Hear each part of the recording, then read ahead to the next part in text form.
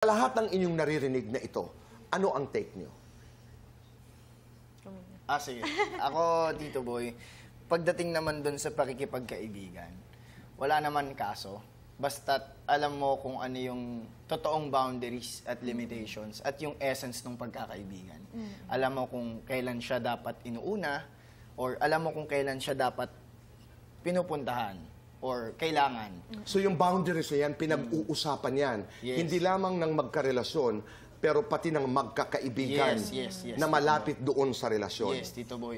Actually, kapag magkaibigan talaga kayo, automatically parang hindi nyo na yun kailangan pag-usapan.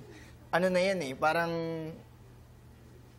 yung boundaries nyo automatic nasa gitna nyo na. Pero Kelvin, ang problema doon sa kwento ni Pernilia at saka ni Philmar was that, apparently, now I'm starting to understand, walang malis, walang malisya, yung today, tomorrow, forever. Pero sa iba na hindi alam ang kanilang relasyon, may malisya. So, kung external yung problema, yung mga ibang nanonood, do you really care? Nag-social media kasi, binukas ang kwento. Kapag hindi ko nalalaman yung buong istorya, hindi ko siya... At saka wala akong karapatan para pakialaman yung... At totoo, wala kasi tayo masyadong alam.